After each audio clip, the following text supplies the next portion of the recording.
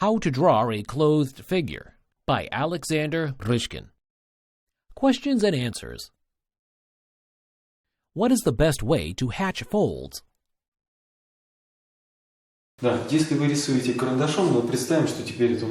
If you draw with a pencil and use separate strokes for rendering tonal values, the more you use cross contours and apply hatching along those contours, the more information you can deliver about every fold and wrinkle.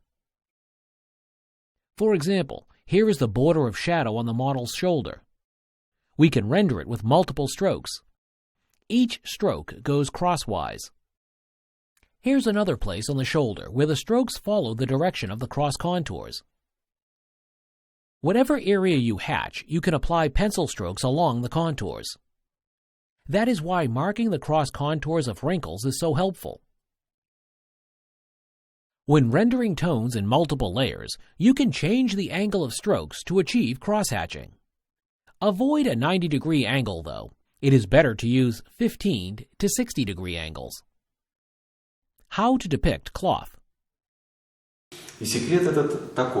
There is one secret. A cloth is made of threads. A thread, depending on the material it is made of, has different reflecting qualities. If a cloth is absorbing light, then when it is folded, the edge will not have a highlight. However, a highly reflective cloth, like silk, has sharp highlights on folds. This is the same as when drawing metal objects. For example, a shiny cylinder will have highlights and reflected light in sharp contrast with the shadows.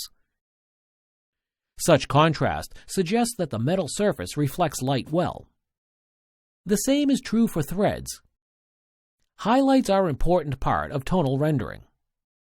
If your rendering is soft and gradual, you can use an eraser to make sharp highlights and create an appearance of silky texture. However, to render a velvety, non-reflective cloth, you should avoid making sharp contrasts and highlights. Are all folds equally important? Avoid a junior mistake of drawing the precise contours of all wrinkles. Not all of them are informative and required. Also, not every part of a single wrinkle is equally important.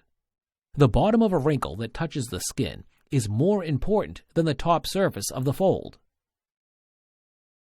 The top of the hill is more or less random, while the bottom of the valley tells what shape the body has.